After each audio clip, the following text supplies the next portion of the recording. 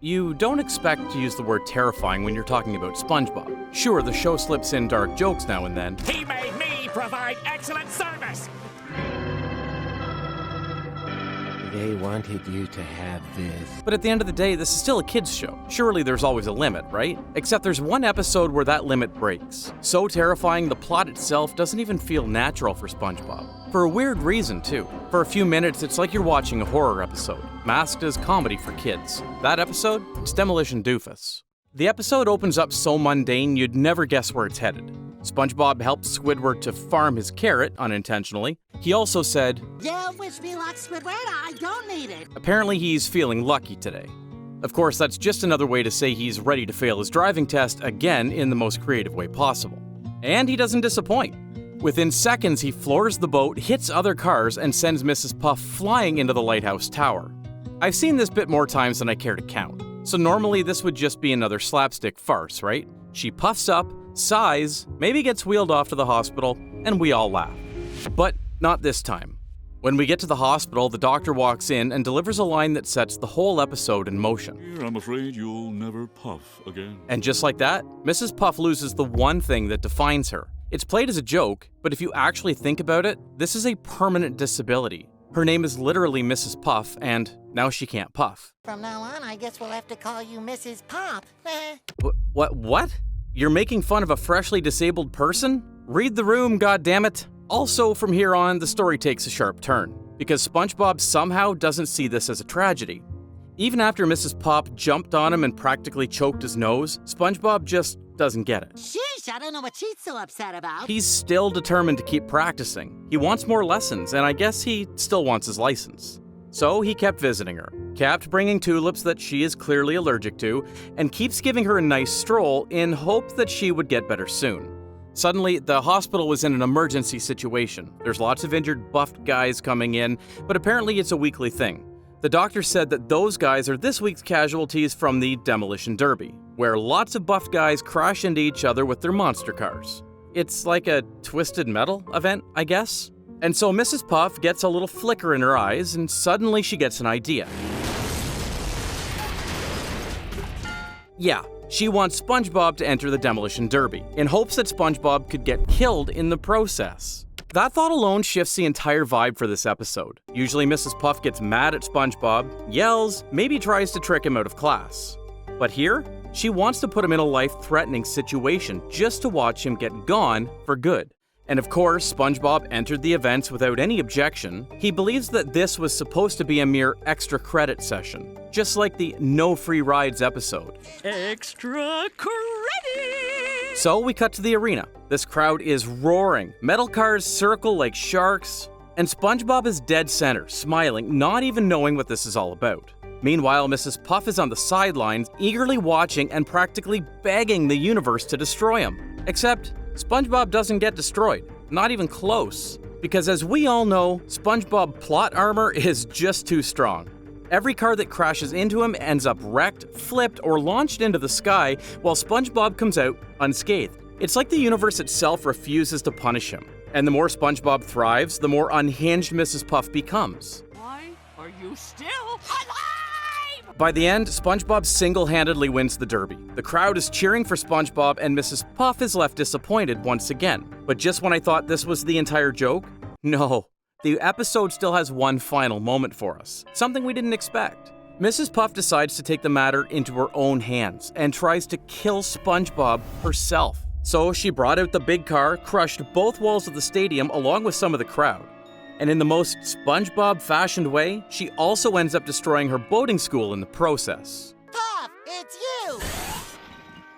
And you're all puffy again. How? Just, forget about it. And in the end, SpongeBob is still alive, still clueless, still happy.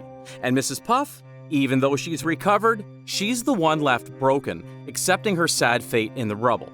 So that wasn't just another boating school meltdown. We just watched a teacher plan her student's death, smile through it, and try again when the universe said no. But as crazy as that sounds, I'm giving it some thought.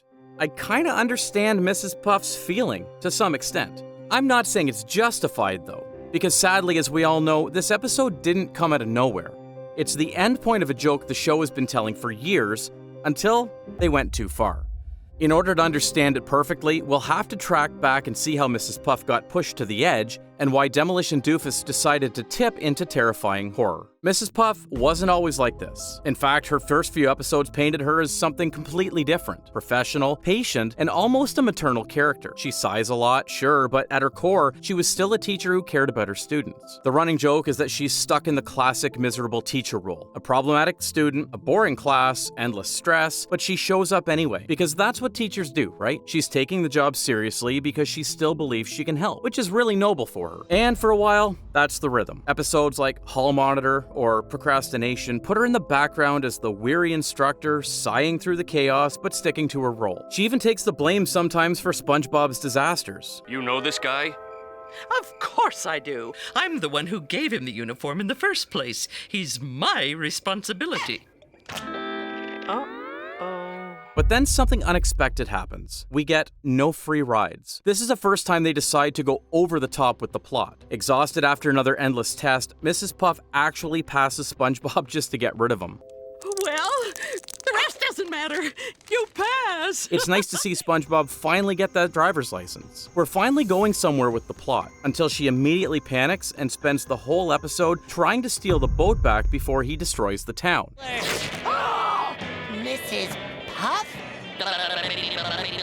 This episode nails a bitter truth. Her ethics bend under pressure. Under that tired smile, she's one step away from committing a crime for peace of mind. And no, she doesn't stop with these themes. In fact, it only gets darker from here. Doing time throws her in prison for SpongeBob's chaos. She serves the sentence the student should have faced. Mrs. Puff, You're Fired takes it further. She's scapegoated, replaced by a drill sergeant instructor, blamed for a student she clearly can't control. It's a sharp satire of how institutions punish teachers for impossible students, which also eats away at her sanity. Then Summer Job rubs salt in the wound. She's forced to work at the Krusty Krab alongside SpongeBob to pay off damages. Headset on, dead inside. Even worse, Bumper to Bumper gives her one last honest try. New method, new mindset, but the second SpongeBob walks in, you can see her nervous system short out. She's just traumatic now. Leading up to this point, Mrs. Puff has been consistently the burnt-out adult, chained to be responsible for whatever damage SpongeBob caused that week. All of this stress builds into Demolition Doofus. She's just had enough of it, sick of it. She's fantasized about getting rid of SpongeBob for 13 years, and finally takes steps to make it happen. So yes, when I said I kinda understand her feelings, this is what I meant.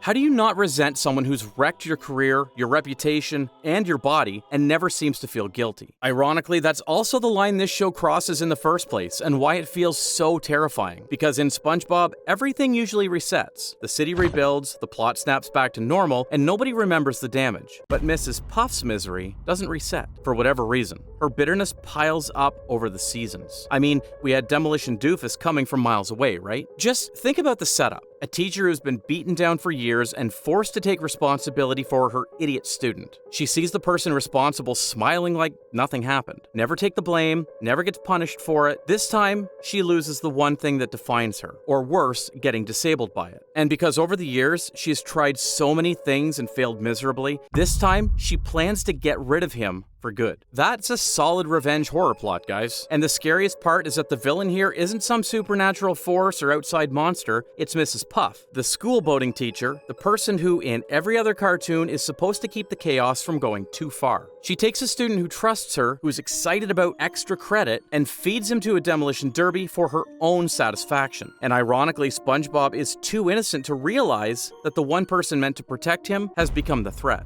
While we could say that SpongeBob will be fine at the end, since his plot armor is so strong, and the fact is, no main character is ever truly dead or gets killed in the show. In fact, that reason only makes this episode feel obnoxious and kinda hard to watch. We know for sure no one's gonna die in this episode, so every time those contestants go to hurt SpongeBob, we just know that he will win by some stupid wizardry. Why even bother watching all the jokes? I absolutely understand why fans still argue about this episode. Some hate it because it feels too cruel.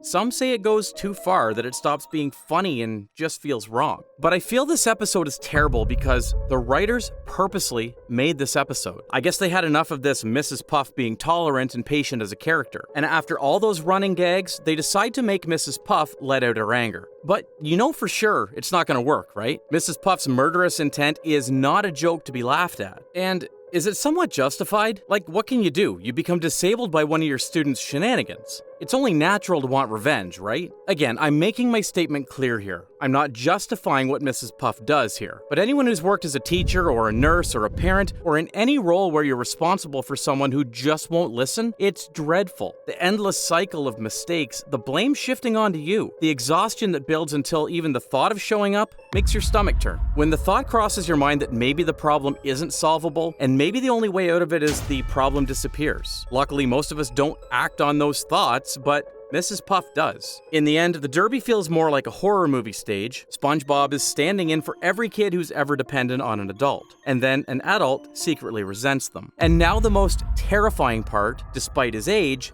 SpongeBob is too innocent, too naive to realize his teacher is plotting against him, which makes the horror land on us, the audience. We see the grin, we hear the murderous intent. I guess you have to demolish them yourself. We know exactly what she wants, and we can't do anything. So yeah, Demolition Doofus has it all. Questionable plot, bad use of a running gag, and murderous intent for a kids show. No wonder people called this episode terrifying. But it also makes you wonder, if Mrs. Puff can shift this far since her debut, how many other characters have morphed into something completely different from where they started? Because this isn't the only example of Bikini Bottom characters changing under the pressure of the joke. We actually covered that in a whole breakdown, which SpongeBob character morphed the most. Let me tell you, if you thought Mrs. Puff's descent into horror was unsettling, wait till you see how the rest of the town has changed. I'll see you in the next one.